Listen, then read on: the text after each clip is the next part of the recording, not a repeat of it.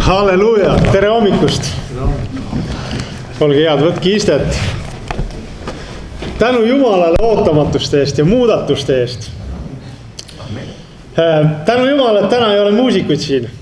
Mulle ei ole midagi muusikute vastu, mulle väga meeldib, kui muusikud teevad muusikat laivis, aga sellised ootamatused teevad meis midagi, panevad meid, lükkavad meid välja nendest rööbastest, kus meil nii mõnus on tiksuda ja panevad meid mõtlema uusi võimalusi välja. Nii et tänu Jumalale selle eest. Head taasiseseisvumise päeva. Läks vist õieti. Taasiseseisvumise aastapäeva. Me tähistasime siin nädala sees kõik ja võib-olla tähistame siiamaani seda toredat tähtpäeva, mis meie riigis on. See on ka meie kiriku rajamise kuupäev. Ja see on ka meie kiriku rajamise tähtpäev, nii et meil on topelt põhjust tähistada ja Jumalat tänada. Me tähistame taas iseseisvumise päeva ja meile meeldib olla iseseisev. Me oleme uhked oma iseseisvuse üle. Meile meeldib ise seista. Aga kui palju me tegelikult suudame ise seista? Iga 5. laps Eestimaal kasvab iseseisvalt. Sellepärast, et tema isa seisab kuskil mujal või tema isa ei suuda seista ja see laps on sunnitud ise seisma. Igal aastal politsei võtab rajalt maha umbes 8000 roolijoodikut. Need inimesed on enda arust piisavalt iseseisvad, et ise seista, kuigi nad ei suuda ise seista, aga nad suudavad istuda ise autosse ja seada ohtu teised inimesed, teised liiklejad, oma kaasmaalased. Nii et küsimus on, kui palju me tegelikult suudame ise seista, kui palju meie riik suudab ise seista. Või me vajame rohkem aidata üksteisel seista. Ja kui me aitame üksteisel ise seista, siis meie riik suudab ka seista. Nii et meil on kasvuruumi. Me vajame kasvada ja tänane teema ongi, kuidas kasvada. Avame Piibli 2. Peetruse 1. peatükist ja loeme sealt 3. 11. peatükki salmini. 2. Peetrus 1, 3-11.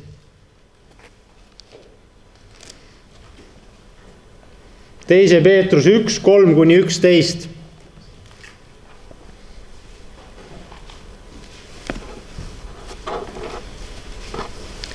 Ja ma loen siit salmhaaval.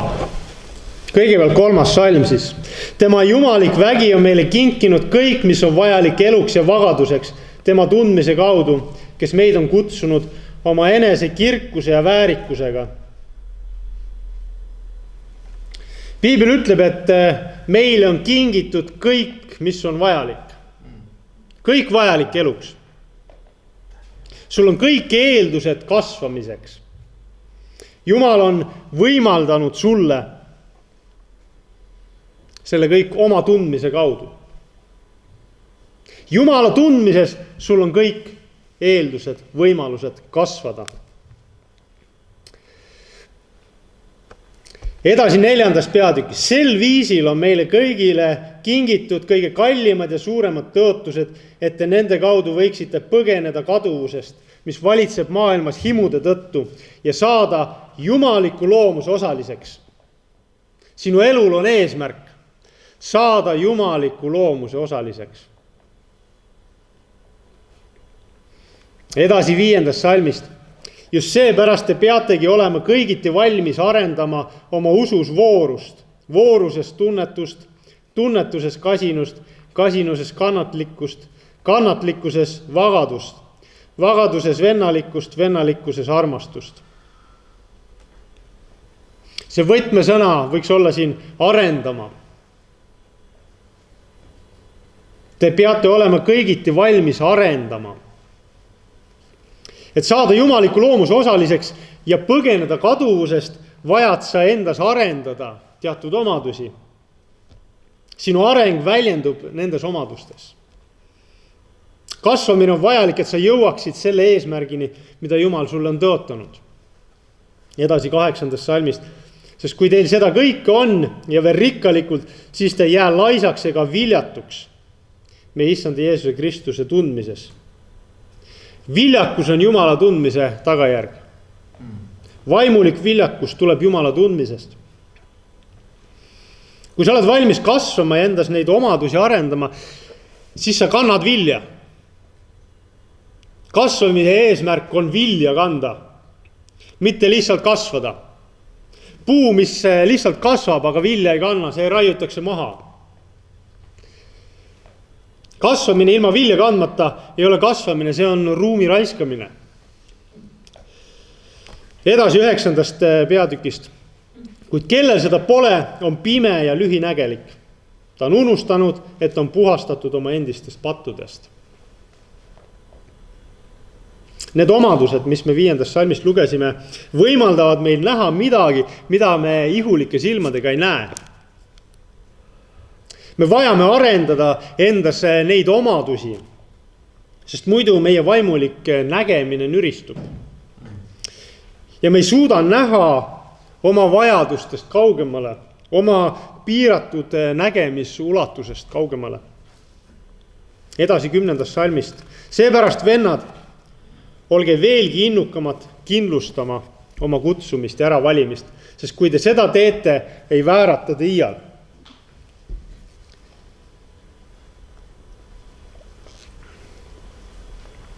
Tuleb välja, et meie kutsumine ja äravalimine ei ole midagi iseenesest mõistetavat.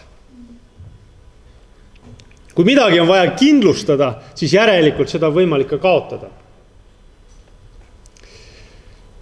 Edasi 11. salmist. Sest nõnda võimaldatakse teile takistamatu sissepääs meie issanda ja päästja Jeesuse Kristuse igavesse kuningriiki. Me jõuame sinna, kui me oleme valmis jätkuvalt kasvama. Lastes Jumalal meie südameid kujundada. Kui taim lõpetab kasvamise, siis ta sureb. Kui inimene lõpetab vaimuliku kasvamise, siis ta hakkab vaimselt surema. Nii et selle 2. Peetruse 1. peatüki alguse läbiv mõte on kasvamine, vajadus kasvada. Vajadus jätkuvalt kasvada. Me ei saa jääda paigale. Elu olemus on kasvamine. Kui me vaatame kogu Jumala loomingut, siis selles on üks jätkuv kasvamine. Juba maailma loomisest algusest Jumal lõi valguse. Valgus võitis ära pimeduse. Valgus tõi elu. Me näeme, et juba Piibli algusest kuni lõpuni on üks kasvamise protsess. Sündmused kasvavad, sündmused arenevad. See ei tähenda, et ei ole tagasilööke. On tagasilööke ja langusi, kuid sellest hoolimata Jumal toob lahendused, Jumal toob võimalused, Jumal valmistab meid ette vastu võtma neid lahendusi ja võimalusi. Jumalal on üks eesmärk, kuhu meid viia.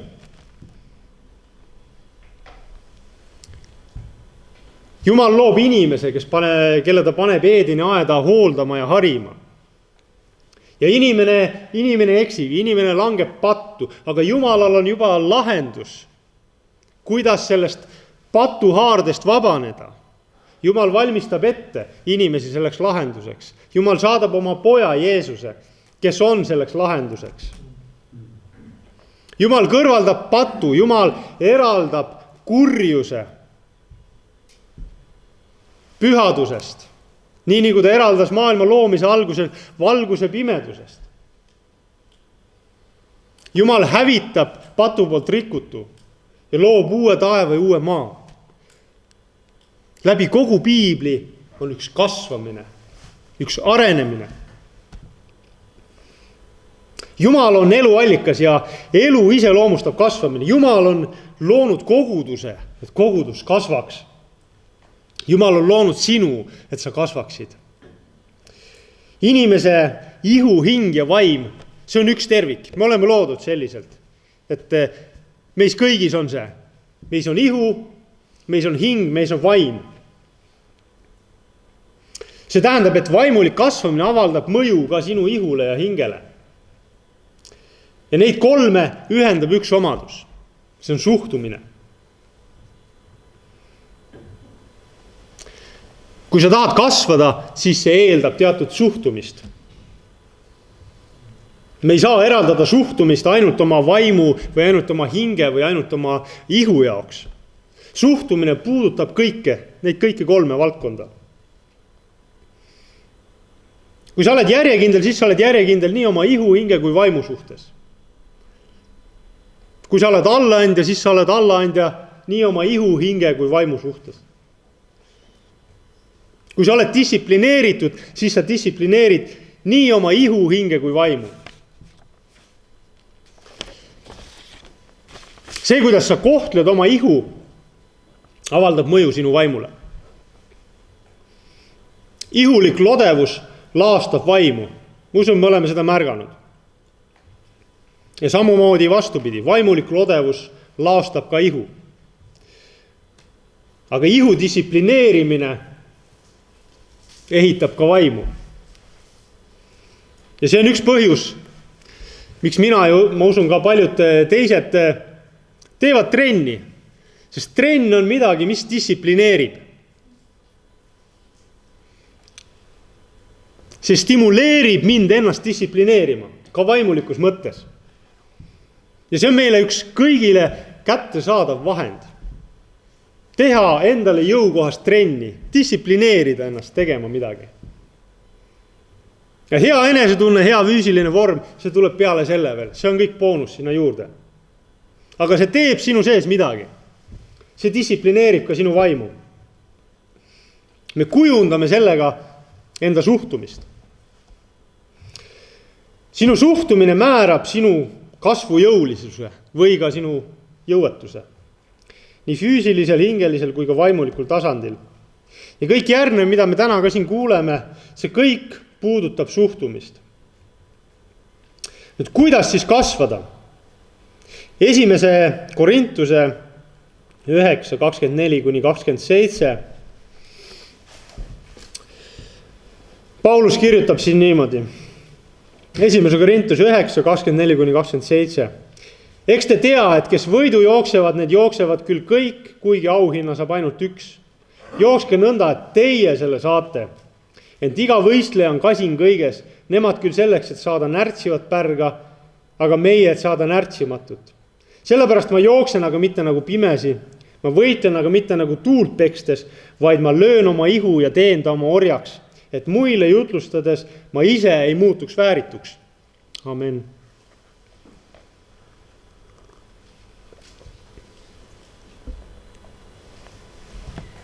Kasvamise esimene eeldus võiks olla takistuste kõrvaldamine.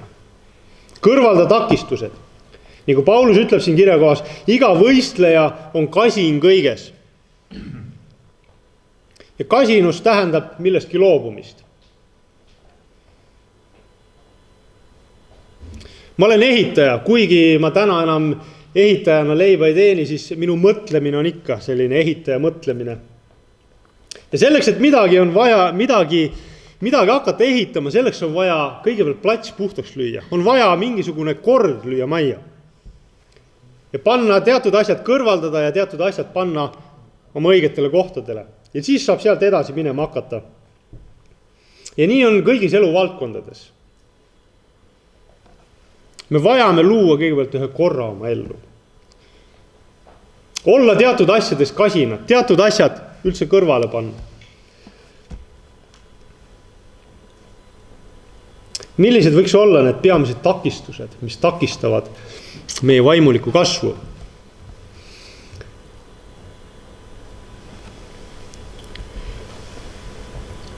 Võib-olla see on sulle üllatus, aga andekus võib olla üks takistus. Me oleme harjunud andekust kui eeldust võtma. Aga andekus võib olla ka üks takistus. Andekat inimest võib olla väga raske õpetada. Andekus on tugevus ainult siis, kui see allub õpetamisele. Allumatu andekus on takistus.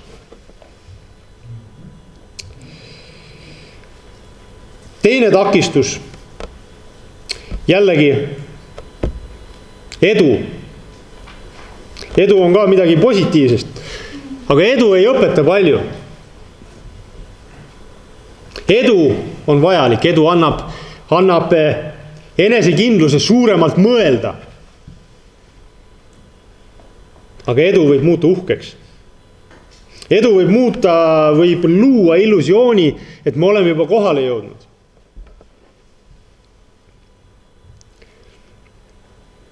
Et meil on kõik selge, me teame, kuidas asjad käivad. Meiega on kõik korras. Me ei pea enam pingutama. Me oleme jõudnud piisavalt kõrgele. Järgmine, kogemused. Jälle väga positiivne asi. Me kõik vajame kogemusi. Meil on kalduvus luua mustreid lähtuvalt oma kogemustest. Elus üldse. Ma usun, et sa oled pannud ka tähele, kui sa liigud linnas või looduses, sa järsku näed milleski mingisugust mustrit. Mingisuguste majade kontuuride või puude, põõsaste kontuuride sellises kooskõlas, sa näed järsku mingisugust mustrit. Ma vaatasin siin paar päeva tagasi, istusin terrassi peal ja vaatasin eemal, olid siin naabermaja taga, pikad kased kasvasid ja korraga ma näen seal number 7, suurt number 7. No seal olid ainult kased, 2 suurt kaske ja nende oksad seal. Aga nende okste vahel olid sellised tihedamad ja harvemad paigad ja sealt joonistus selline suur number 7. See oli üks muster, mida ma nägin, sest ma olen kogenud mingisuguses eluetapis kuskil, ma olen näinud midagi sellist ja korraga ma tekitasin seoseid. Vau, siin on number 7. Ei, siin on ainult 2 kaske. See on üks selline lihtne näide, aga selliseid mustreid me loome pidevalt oma elus, erinevates valdkondades. Ja kui me nendesse mustritesse liiga kinni jääme, siis me ei suuda tegelikult näha reaalsust. Me ei suuda näha, et tegelikult siin taga on palju rohkem. Tegelikult siin taga on palju rohkem sügavust, palju rohkem avarust. Nüüd vahemärkusena veel kord, need 3 asja, andekus, edu, kogemused, need võivad olla ka õnnistuseks. Ja nad võiksid olla meile õnnistuseks. Kui me oleme valmis oma karakteris kasvama. Nüüd veel üks takistus, välja kujunenud tavad ja traditsioonid, see läheb natuke selle eelmisega kokku, nende kogemuste ja mustritega. Jällegi traditsioonid on meil kõigil, paratamatult. Meil on mingisugused tavad ja traditsioonid ja sellel on ka oma koht. Aga liigne traditsioonides püsimine ei lase edasi liikuda. Põhimõtted ei muutu. Teatud põhimõtted on paigas ja need ei muutu. Aga mudelid vajavad aeg-ajalt uuendamist, kohandamist. Me vajame luua uusi mudeleid erinevates olukordades. Veel üks takistus on liiga rikkalik toiduvalik. Kui me vaatame ka vaimulikus mõttes, siis meil on tänapäeval nii palju erinevat valikut vaimulikku toitu süüa. Internetist erinevad raamatud, erinevad jutlused, erinevad üritused. See kõik pakub ennast meile kogu aeg. Meil on võimalus süüa tegelikult, mida me tahame. Meil on võimalus valida, mida ma tahan süüa. Sul on ka võimalus valida, kas sa tahad mind kuulata või sa lähed minema, et ei, see ei sobi mulle. See ei kuulu minu menüüsse.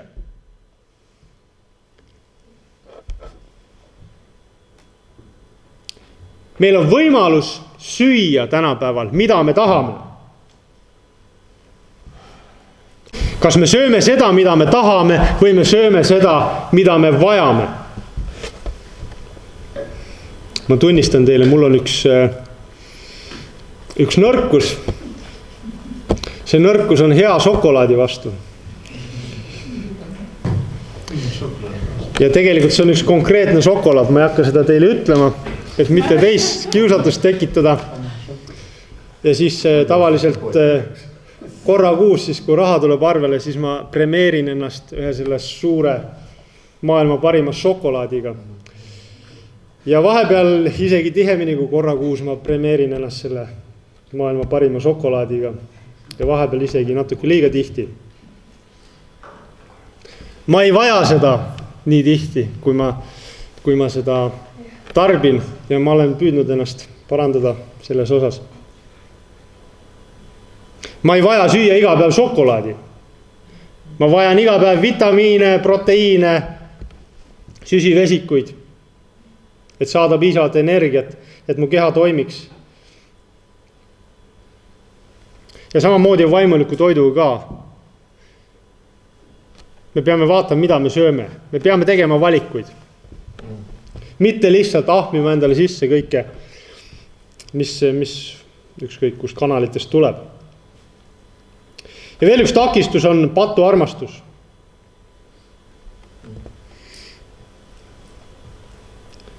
See on see, kui inimene tegelikult teab, et ta elab patus.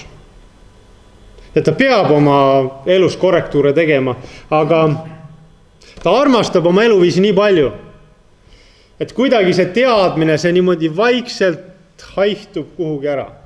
Et ma tean küll seda, aga ma kuidagi vaikselt hiilin nagu sellest vastutusest kõrvale ja ikkagi jätkan samamoodi. Elan sellises udu sees.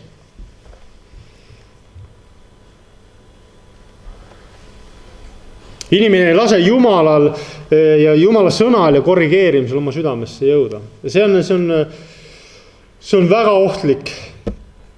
ohtlik takistus. See muudab meie südame selliseks kalestunuks, nagu Piibel ütleb. Tuimaks. Nii palju takistustest, neid takistusi on meil kindlasti veel, me võime ise seda nimekirja jätkata. Teine kasvamise eeldus on enda tundma õppimine. Paulus ütles siin kirjakohas, mida me lugesime, ma jooksen aga mitte pimesi, ma võitlen aga mitte tuult pekstes. Et ma vajan selgust, kuhu ma jooksen, mismoodi ma jooksen, kus suunas ma jooksen.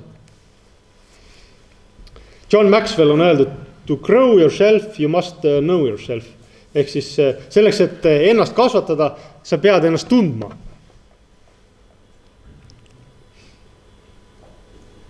Ja selleks on hea teha oma elus üks ülevaade.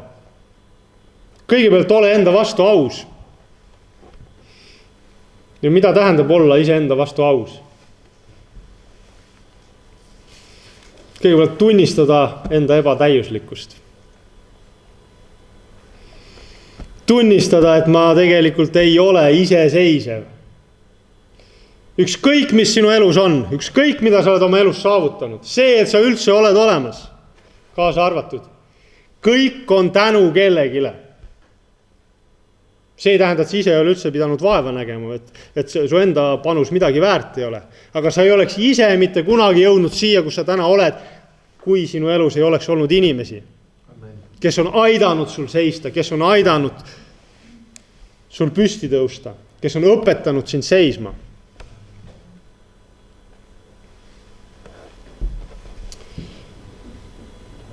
Tunnista enda ebatäiuslikkus. Teiseks, tunnista endale vajadust muutuda. On siin keegi, kes ei vaja muutuda?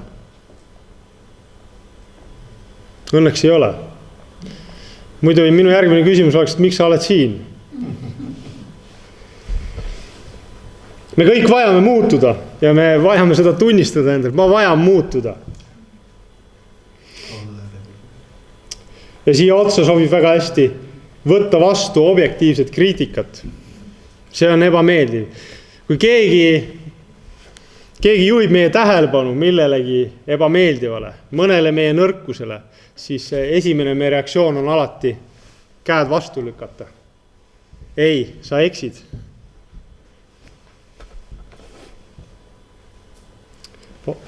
Julgeme võtta vastu objektiivset kriitikat inimestelt. Muidugi igasugust kriitikat tuleb ka ja kõik ei ole vaja vastu võtta. Kõigega ei ole vaja nõustuda. Aga katsume objektiivselt läbi selle, mida meile öeldakse, millele meie tähelepanu juhitakse. Ja siis kaardista oma tugevused ja nõrkused. Vaata oma elule otsa. Vaata ise endale otsa. Milliseid tugevusi ma endal märganud olen? Milliseid tugevusi teised minus märganud on? Vahel me märkame endas väga palju tugevusi, aga teised võib-olla näeme samamoodi. Kindlasti te olete näinud neid superstaari saateid, kuhu tuleb palju toredaid inimesi kokku siis oma andeid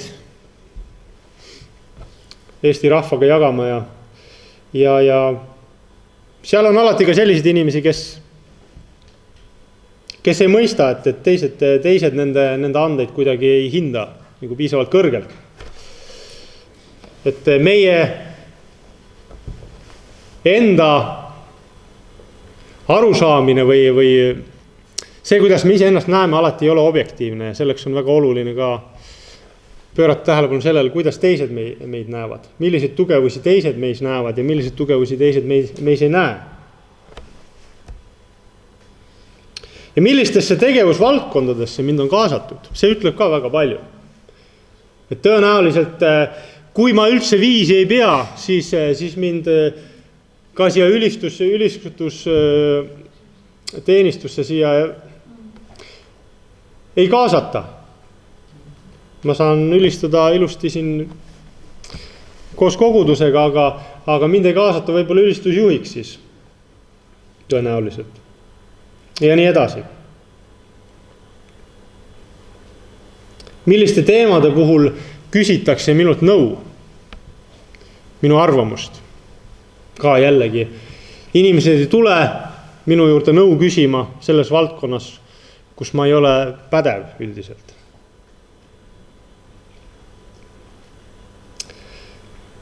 Mis on need omadused, mis takistavad mul efektiivsemalt oma andides teenida? Ja just nimelt, mis on minus need omadused, mis takistavad mul efektiivsemalt teenida? Inimese suurimaks vaenlaseks ei ole olukorrad ja teised inimesed, vaid inimese enda halvad iseloomu omadused. Ja kolmas kasvamise eeldus on see, et tuleb teha muudatused, tuleb reaalselt midagi muuta, hakata reaalselt tegutsema.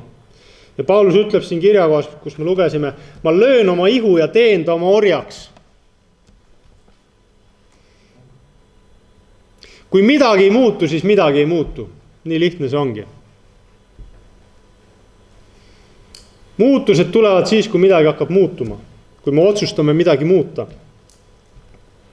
Astu need konkreetsed sammud selleks, et sa võiksid kasvada. Ja nendeks konkreetseteks sammudeks võiks olla kõigepealt enese distsiplineeri ennast. See kindlasti ei tule kohe ideaalselt välja, see ei tule kunagi ideaalselt välja. Aga kui me hakkame ennast distsiplineerima, siis mida rohkem ennast distsiplineerime, seda paremini see hakkab välja tulema. Ja me näeme oma elus muutusi, me näeme, et meie elus hakkavad asjad paremini minema. Me jõuame rohkem, me oleme viljakamad, me oleme produktiivsemad. Ja me oleme ise rohkem rahul oma eluga.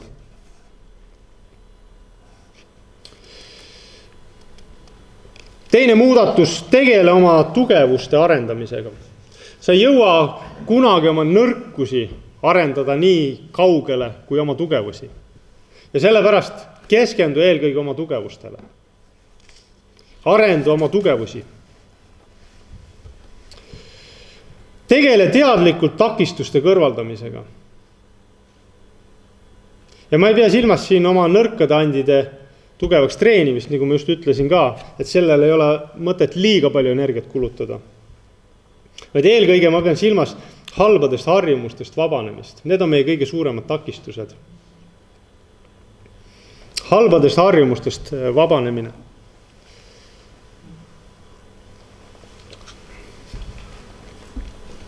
Palu usaldusväärsetel inimestel anda endale tagasisidet aeg-ajalt. Sellist konstruktiivset tagasisidet. Kuidas mul läheb? Kuidas sina mind näed? Niimoodi kõrvalt. Sea endale regulaarselt väljakutseid, mis sunnivad sind mugavustsoonist välja astuma. See on nii äge. Seda meil on kõigil jälle võimalik teha vastavalt oma võimekusele. Sea endale mingisuguseid väljakutseid. Lihtsaid väljakutseid elus. Mis panevad sind sinu mugavustsoonist välja astuma.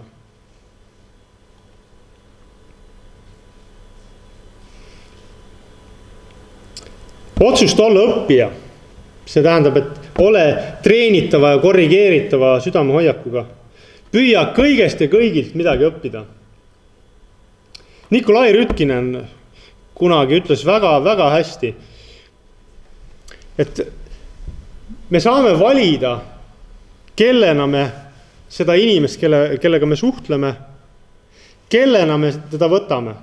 Kas ma võtan teda kui semuna, kellega on mõnus anekdoote koos rääkida, või ma võtan teda oma õpilasena, või ma võtan teda õpetajana. Ja meil on võimalus võtta iga inimest, iga olukorda õpetajana. Mida ma sellest saaksin õppida? Mida ma temast saaksin õppida? Mida ma sellest olukorrast saaksin õppida? Võta endale selline hoiak ja sa näed, kuidas su elu muutub.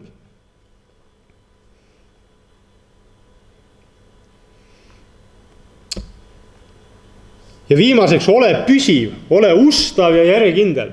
Püsivus, see on nii oluline asi.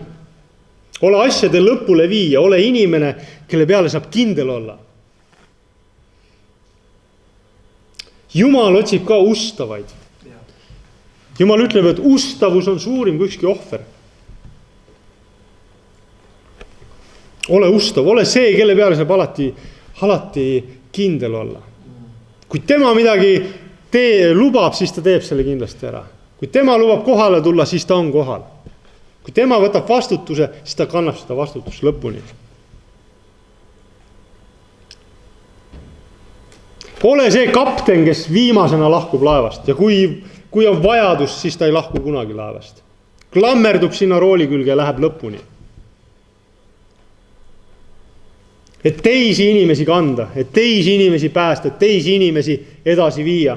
See on meie elu kõige suurem väärtus, kui me suudame teistel inimestel lisada väärtust.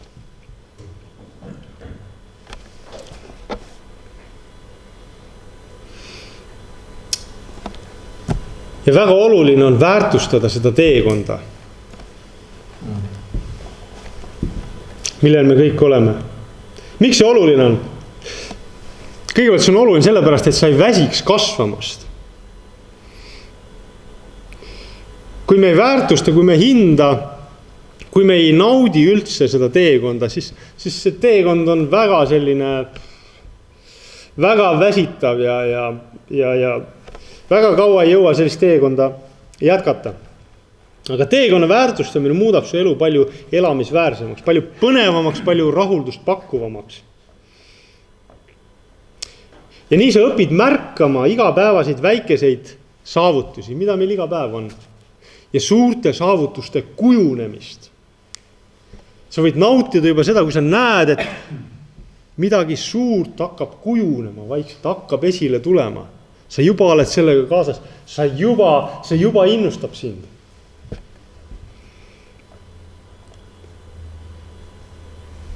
Saavutused pakuvad alati rahuldust.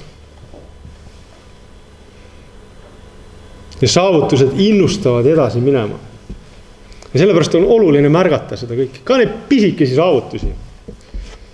Ka seda kujunemisprotsessi, seda arengut. Naudi protsessi, sest sinu elu koosnebki protsessidest. Suur osa inimesi elab nädalavahetuse nimel. 5 päeva 8-5 tööd, et saaks reedel lõdvaks lasta ja siis paljudel käib veel sinna kõva vurts alkoholi ja siis esmaspäeva hommikul jõutakse tööle ja siis küll oli kõva nädalavahetus, mitte midagi ei mäleta. Ja siis jälle 5 päeva tööd ja saaks jälle selle nädalavahetus kätte. Kunagi ma töötasin Soomes ja mul pere oli Eestis ja ma elasin konkreetselt nädalavahetuse nimel, ma mäletan. Sisuliselt ma elasin 1 päeva nimel, sest reedene päev läks peamiselt reisimise peale, Tartusse jõudmise peale ja pühapäev juba seal lõunapaiku pidi tagasi hakkama liikuma. Nii et sisuliselt see oli 1 päev, see laupäev, terve päev, kus ma sain olla oma perega. Ja ma mäletan, ma mõtlesin selle peale, et kui karm see on, kui tühine see on, et ma rassin siin kuskil nädala sees pikad päevad selle nimel, et saada 1 terve päev veeta oma perega. Kui sa mõtled selle, kui jube, kui tühi see on. Ja ma nägin, ma ei ole ainukene.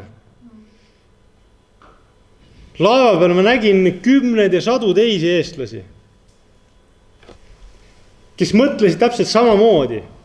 Ja see vaevas neid, nii et nad jõid ennast sealt täis, nad olid meeleheitel. Reede õhtul Eestisse tulles nad suurest rõõmust jõid ennast täis, et saab koju, saab pere juurde. Ja pühapäeva õhtul tagasi minnes nad suurest masendusest jõid ennast täis. Jälle ma pean minema, jälle ma pean ära minema. Tohutu masendav vaatepilt. Miljonid inimesed maailmas pühendavad suurema osa oma elust sellele, et teenida raha, et osta endale vaba aega. Mõelge, kui tühine see on. Mõelge, kui absurdne see tegelikult on. Tänapäeval on populaarne elukestev õpe. Mulle väga meeldib see. See tähendab õppivat eluviisi. 70-80 aastased inimesed on tänapäeval tudengid. Nad tahavad õppida, nad tahavad kasvada, nad tahavad areneda. Nende sõbrad-sõbranned raputavad oma kingadest mulda välja, aga nemad õpivad. Nad tahavad areneda. Miks? Sest areng pakub naudingut sulle. Sa oled loodud arenema, sa oled loodud kasvama. See täidab sind. Ja ma ei räägi ainult sellisest materiaalse maailma õppimisest, teadmiste kogumisest. Ma räägin sellest suhtumisest üldse. Ka vaimne kasvamine, vaimne õppimine, see täidab sind, sest sa oled loodud selleks. Sa oled selline loodud. Õppiv inimene areneb. Õppimine on saavutamine ja saavutus pakub sulle alati rahuldust. Saavutamine pakub sulle rahuldust. Ära õpi ainult selleks, et kool ära lõpetada. Ära pinguta ainult selleks, et kõrgharidus kätte saada või ma ei tea, mingisugune ordinatsioon kirikuliinis kätte saada. Mingisugused pagunid peale saada. Kõik need pagunid ja ordinatsioonid ja need diplomid, need on tegelikult lihtsalt ühed kilomeetri postid sellel teekonnal, kus sa oled. Need näitavad, kuhu sa oled jõudnud oma teekonnas. Aga need ei ole asjad iseenesest, mille nimel elada. Teekond ise on palju olulisem. Meie maapealne elu on algusest lõpuni teekond. Kasvamine, arenemine. Ja Jumal tahab olla sellel teekonnal koos sinuga. Ükski maapealne saavutus ei ole piisavalt suur, et jääda sellele puhkama, et mitte edasi minna. Sa oled loodud kasvama oma viimse hingetõmbeni.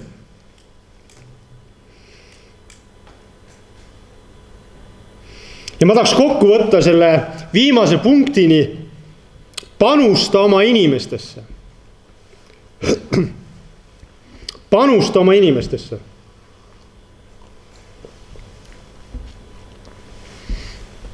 kasvu mõõdetakse viljade põhjal. Silver teab seda. Tänu Jumalale, et on mida mõõta see aasta.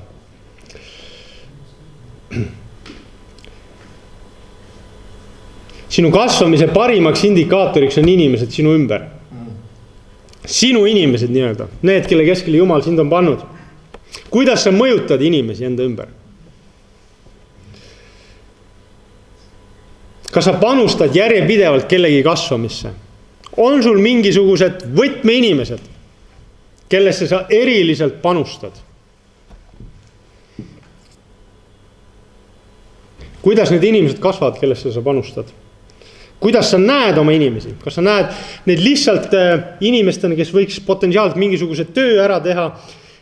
Või inimesena, kellel sa võid aidata jõuda kaugemale, kui sina täna ise oled?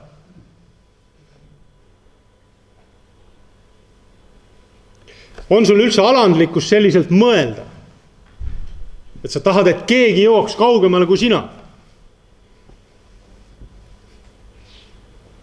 Aga selles on tohutu rikkus, selles on tohutu, see on parim asi üldse, kui me suudame selliselt mõelda, et ma tahan aidata sinul jõuda kaugemale, kui mina täna olen.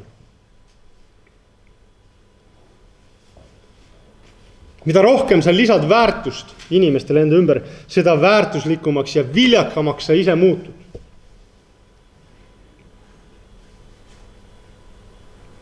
Mida rohkem sa lisad väärtust teisele inimesele, seda väärtuslikumaks muutud sina. Kõlab see loogiliselt. Ma väärtustan sind, kui sina aitad minul väärtuslikumaks saada. Sa oled mulle väga väärtuslik, sest sa aitad minu väärtusel esile tulla.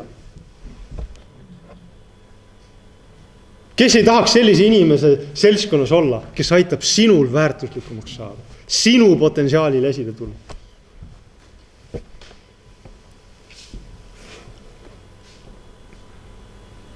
Ja selline arusaamine paneb sind mõtlema, et kui palju ja kellele aega pühendada. Sest me ei saa kõigile võrdselt aega pühendada. Me ei jõua kõigile üldse aega pühendada. Isegi Jeesus oma maapealse elu jooksul, ta oli piiratud oma ihuga, ta ei jõudnud igale poole. Ta ei jõudnud kõigi haigeteni maailmas.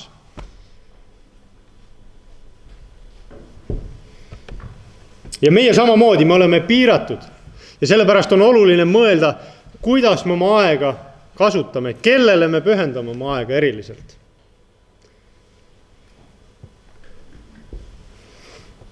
Ja kellele tasuks siis kõige rohkem oma ajast pühendada?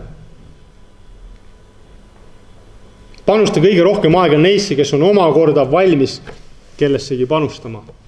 Et see ei lõppeks sinuga, et see ei lõppeks temaga, vaid et see läheks edasi. Et see selline teenimise kultuur läheks edasi. Need teisi sõnu, treeni treenereid. Sellise suhtumisega, kui sa võtad sellise eesmärgi omal, siis see automaatselt juba aitab sul oma aega planeerida inimeste vahel. Ja see võib niimoodi esmapilgul tunduda väga siuke tehnokraatlik mõtlemine, et kuidas me nüüd nagu justkui väärtustan siis mõnda inimest rohkem kui teist. Aga kokkuvõttes, kui sa mõtled selle peale natukene, siis sa näed, et sellisel viisil sa suudad kõige rohkem inimesi mõjutada. Kui sa pühendad oma aja neile, kes on valmis omakorda inimesi teenima. Või sa pühendad oma aja nendele, kes ei ole valmis teisi teenima. Kummal viisil sa jõuad rohkemate inimeste elusid mõjutada. Kui sa pühendad oma aega neile, kes omakorda on valmis pühendama oma aega oma inimestele ja nii edasi. Kui sa tahad maksimaalselt kasvada, otsi inimestes potentsiaali, mida arendada. Otsi inimestes potentsiaali, mida arendada. Kasvamine toimub läbi teenimise. Teenimine tähendab vastutuse võtmist. Meie riik saab olla iseseisev ainult siis, kui iga üks meist on valmis ise vastutust võtma. Mitte vastutust teiste kaela lükkama. Selline riik on iseseisev. Selline riik kasvab, selline riik toob esile vilja selline riik jätab ühe vägeva pärandi. Ja täpselt seesama kehtib ka koguduse kohta. Jumal õnnistagu sind. Siin on kindlasti mõtlemist, siin oli palju infot. Aga ma olen tegelikult alati püüdnud jutlustada sellisel viisil, et sulle jääks kodutöö.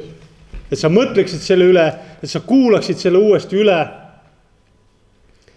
Et Jumal võiks tõesti tuua sinus esile midagi läbi selle jutluse. Et Jumal õnnistagu sind. Amen.